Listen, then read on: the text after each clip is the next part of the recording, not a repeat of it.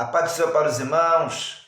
Quem vos fala é o pastor José Souza. É com muita alegria que estamos recebendo vocês aqui em mais um vídeo aqui no nosso canal, falando sobre os assuntos, as lições que estamos estudando da revista da Escola Bíblica Dominical da editora CPAD. Bom, nós já passamos pela primeira lição no domingo passado e a próxima lição que estaremos estudando agora, do dia 10 de outubro de 2021, nós estaremos estudando a sequência desse trimestre.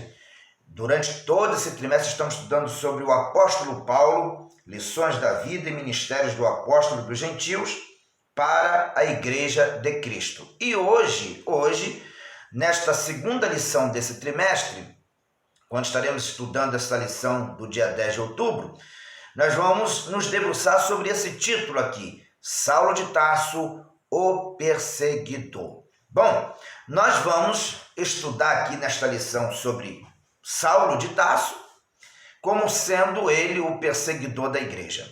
Há dois pontos importantes a observar nesta lição. Primeiro, o ponto importante, a primeira realidade que temos aqui a refletir é que a igreja de Cristo, pura, genuína, noiva de Cristo, sempre vai sofrer perseguição. Nós sabemos que a religião cristã, enquanto religião, instituição religiosa, já viveu milênios de predominância, de domínio no mundo. Nós sabemos disso. Mas a igreja, genuinamente falando, a igreja como corpo de Cristo, a igreja que nesse caso estamos falando daqueles fiéis ao Senhor, que não abre mão de ser fiel a Deus, mesmo contrariando as leis das nações, mesmo contrariando esta tentativa de amizade, de união do Estado com a igreja. Essa igreja, a igreja espiritual, que se compromete a trabalhar única e exclusivamente para retirar as almas do inferno, essa sempre será perseguida. Sempre foi e sempre será perseguida na face da terra.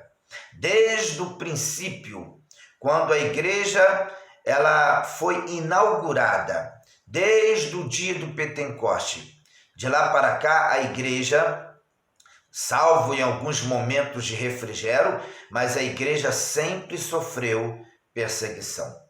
Como eu falei, mesmo naqueles períodos em que a religião cristã se institucionalizou e se tornou predominante em algumas regiões do mundo, aqueles que queriam contrariar as regras humanas e queriam se submeter única e exclusivamente à palavra de Deus, sofreram também nesse tempo. Portanto, por que a igreja ela é perseguida? Por que a igreja, ao longo da história, sempre sofreu perseguição, sempre foi perseguida? Porque a igreja ela existe na face da terra para fazer a diferença. Jesus chamou um povo, a expressão igreja é exatamente isso, tirados para fora. Nós somos tirados deste mundo no sentido de que fomos chamados para fazer a diferença, para não andar conforme o mundo, ou seja, nós somos chamados para andar na contramão do mundo. A Bíblia condena a amizade com o mundo, a Bíblia condena o amor ao mundo, a Bíblia condena esta tentativa, muitas vezes, por parte do Estado e às vezes por parte também dos religiosos, de tentar unir a igreja ao Estado, porque nós somos chamados para uma obra específica, especial, e isso nos faz andar na contramão das vontades, das paixões, dos desejos e do interesse do mundo. Por isso que a igreja, ela sempre foi e sempre será perseguida. Nos tempos da igreja primitiva, a perseguição começou a partir do momento que os judeus entenderam que os cristãos não eram judeus no sentido religioso, Os cristãos não criam no judaísmo no sentido absoluto. Os cristãos eram um povo que servia a Jesus como Senhor. E como os judeus nunca aceitaram Jesus como Senhor, como Salvador, isso já foi um motivo para que os fariseus, os saduceus, as lideranças religiosas do judaísmo implementassem as primeiras perseguições contra a igreja. E isso vem se estendendo ao longo dos séculos. A igreja sempre foi perseguida. Depois dos próprios judeus perseguirem os cristãos, nós temos as perseguições do Império Romano, porque o Império Romano percebeu que o único ser adorado pela igreja era o Deus vivo e verdadeiro, o Senhor Jesus era o Senhor. Então, os romanos que reivindicavam a adoração ao imperador, quando perceberam que a igreja não dava ao imperador esse status de Senhor, de Deus, automaticamente a igreja passou a sofrer também perseguições do Império Romano. E quando o Estado se casou com a igreja nos anos 300, quem passa a ser perseguido daí por diante são exatamente aqueles que desejam ser fiéis a Deus, não aceitando a entrada da idolatria, do misticismo e de tantas outras práticas antibíblicas dentro do culto a Deus, dentro do processo de adoração a Deus. Portanto, ao longo dos anos, a igreja verdadeira, aqueles que realmente querem servir a Deus, sempre foram perseguidos. Hoje, no tempo que estamos vivendo, nós enfrentamos a mesma realidade.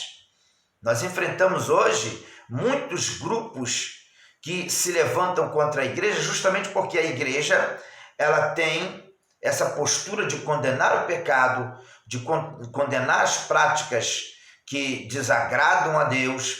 Então, justamente por a igreja se posicionar contra aquilo que é ensinado, que contradiz os princípios e os valores da palavra de Deus, justamente por causa disso a igreja hoje tem sido perseguida, vítima da intolerância religiosa, vítima da incompreensão, vítima da reação radical e muitas vezes perversa de muitos que enxergam a igreja como impedimento para que o mundo viva lá a que eles chamam de paz e de harmonia. Ou seja, a igreja, por pregar a verdade e por se opor ao pecado, ela se torna um empecilho para aqueles que desejam de alguma forma globalizar o mundo culturalmente, dentro de crenças, dentro de determinadas reações aí, posturas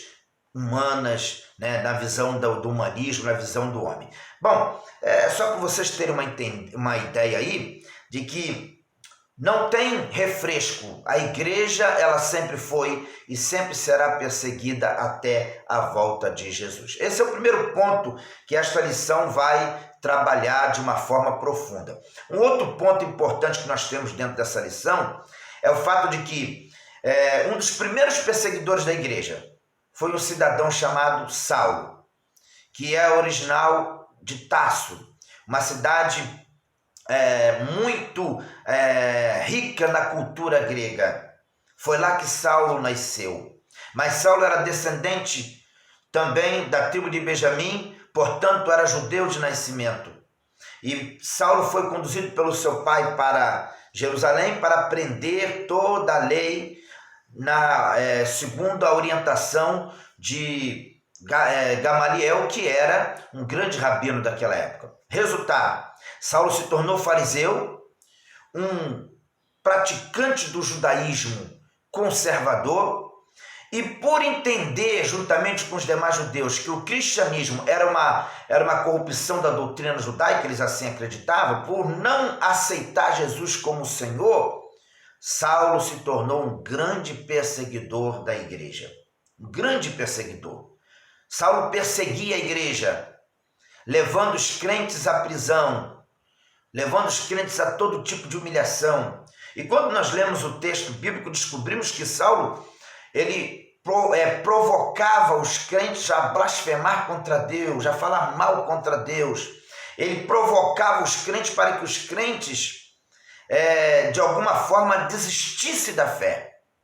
E ele fez isso com muita fúria, com uma ânsia muito grande de ver exterminada essa nova religião que eles entendiam que estava surgindo. Nós temos aqui no texto áureo um texto bíblico que reflete isso, Atos capítulo 9, versículo 1, que diz assim: e Saulo, respirando ainda ameaça e mortes contra os discípulos do Senhor, dirigiu-se ao sumo sacerdote. Então Saulo tinha uma grande fúria, ele estava obstinado, ele desejava ardentemente destruir completamente os cristãos. E por que ele fazia isso? Porque ele acreditava que fazendo isso estava agradando a Deus. Ele acreditava que fazendo isso ele estava cumprindo a vontade de Deus. Aí nós temos o outro ponto importante dentro dessa lição de hoje, que é: se é verdade que a igreja sempre foi perseguida, é verdade também que muitos desses que são perseguidores da igreja, muitos deles se tornarão um dia cristãos, porque Deus, ele tem esse poder de transformar. Deus tem poder de restaurar. Jesus tem poder de mudar o coração. Muitos desses que são perseguidores, eles poderão um dia se tornar cristãos fiéis, porque persegue a igreja na sua ignorância, persegue a igreja por não conhecer a verdade, mas uma vez que tenham eles contato, encontro com a verdade, certamente serão impactados de tal forma que, assim como Paulo foi perseguidor e depois se tornou perseguido com muito prazer, muitos desses também irão mudar o seu posicionamento. Por quê? Porque o Evangelho ele tem esse poder de transformar. O Evangelho tem esse poder de libertar. Por isso que Jesus nos ensinou a orar pelos inimigos. Porque muitos dos que são inimigos nossos hoje poderão amanhã ser mais um pregador neste exército de grandes pregadores do Senhor Jesus. Porque Jesus tem poder de transformar essas vidas. Por isso a igreja, ela não deve orar para amaldiçoar ninguém. A igreja não deve orar para destruir ninguém. A igreja deve orar para Jesus transformar, libertar. Talvez você que está me ouvindo aí deve em algum momento estar sendo perseguido. Quem sabe você está sendo perseguido por alguém. Alguém tem se colocado como inimigo seu pelo simples fato de você ser cristão. Pois é. Essas vidas podem ser transformadas pelo poder de Deus. Essas vidas podem ser libertas. Essas vidas podem ser restauradas pelo poder de Deus. E esses mesmos que te perseguem hoje, amanhã podem estar do seu lado, sentado na igreja, adorando a Deus, porque Jesus tem poder de transformar e de libertar. Paulo foi um exemplo disso. Sendo conhecido pelos judeus como Saulo, era um perseguidor da igreja, era um perseguidor do evangelho. Ele ameaçava, a Bíblia diz que ele respirava, né? Ele tinha uma ânsia, ele tinha uma sede de ver esses crentes sendo levados até a morte. E isso durou na vida dele até o dia que ele entrou no caminho de Damasco. E ali teve um encontro com Jesus.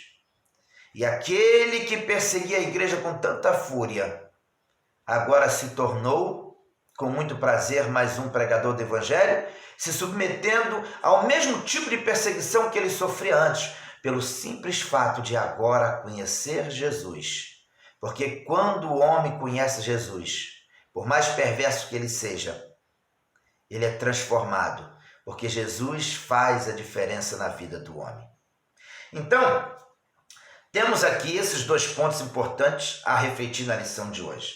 A verdade prática diz assim: a igreja é uma instituição divina que perdurará na terra até o arrebatamento, pois do contrário já teria acabado ao longo da história. Sim, a igreja sempre foi perseguida, como eu falei aqui, ela sempre sofreu perseguições e sempre vai continuar sofrendo perseguições, sempre sofrerá. Existe um dado estatístico que diz que hoje existe mais de 340 milhões de cristãos sendo perseguidos em todo o mundo. Em cada país, a perseguição se apresenta de alguma forma. Em alguns lugares, a perseguição é física, como em alguns países muçulmanos, como também em alguns países comunistas, a perseguição é física. Em outros países, a perseguição ela é velada, está no campo moral, a igreja sofre ataques morais, perseguições dentro do âmbito intelectual, homens intelectuais, homens defensores de ideias se levantam contra a igreja, muitas vezes criando leis para tentar limitar o poder de ação da igreja. Nós aqui no Brasil mesmo vivemos sempre debaixo desse tipo de situação, onde de vez em quando se levanta alguém para tentar criar algum tipo de lei para barrar, para impedir, para de alguma forma atrapalhar o desenvolvimento da igreja, porque eles entendem que a igreja de alguma forma ela incomoda.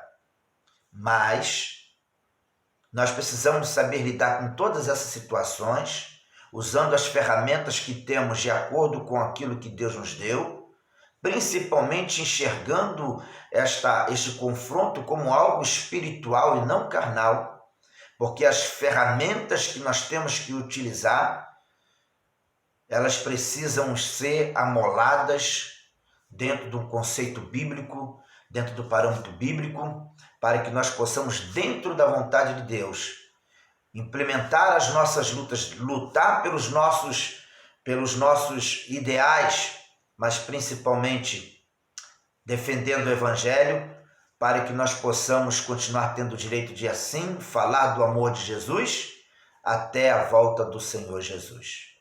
Deu para vocês entenderem? Porque a nossa luta não é carnal, não é contra a carne e o sangue, mas é contra as hostes espirituais da maldade que operam no mundo e muitas vezes tentam impedir o avanço da igreja, porque a igreja tem uma meta, que é resgatar as almas do inferno para conduzir ao reino de Deus. Bom, nós temos aqui Atos capítulo 8, versículo 1 até o 3, na leitura bíblica em classe, né? Atos capítulo 22, versículo 4 e 5, e Atos capítulo 26, versículo 9 até o 11. Então o texto bíblico diz assim: E também Saulo consentiu na morte dele, Estevão, e fez-se naquele dia uma grande perseguição contra a igreja que estava em Jerusalém, e todos foram dispersos pelas terras da Judéia e de Samaria, exceto os apóstolos. E uns varões piedosos foram enterrar Estevão, e fizeram sobre ele grande pranto. E estava a igreja entrando pelas casas e arrastando homens e mulheres, e os encerrava na prisão. Isso é só para vocês entenderem como Saulo estava determinado, dentro do seu propósito, de aniquilar os cristãos. Atos capítulo 22, versículo 4. Persegui, aí já é o próprio Paulo dizendo, né? Paulo e Saulo, que eram a mesma pessoa.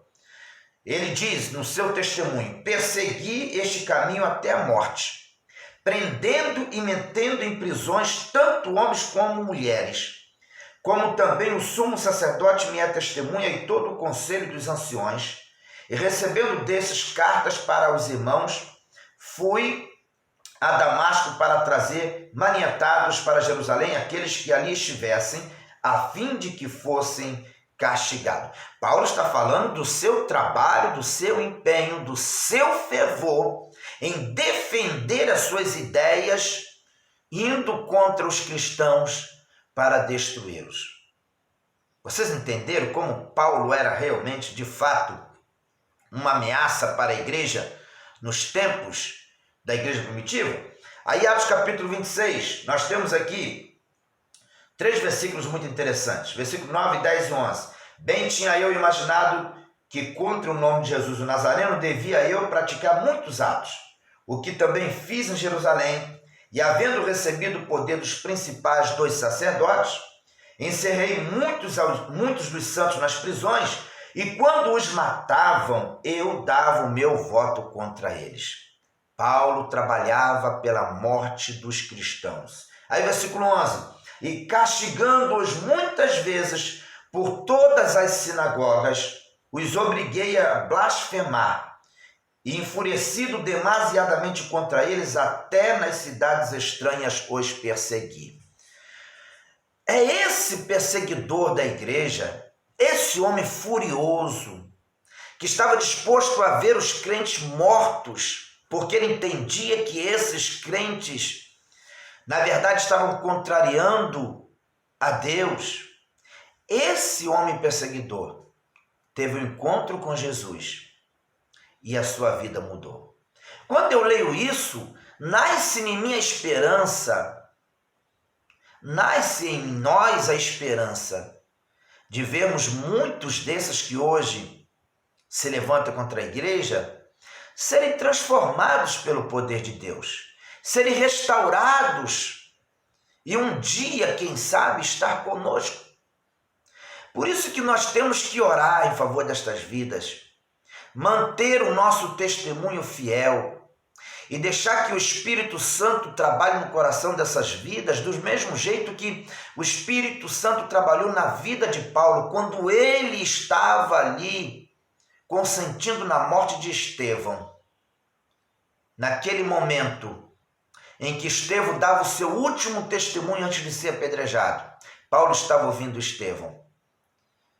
E claro que o testemunho de Estevão, naquele momento, tocou profundamente no coração de Paulo.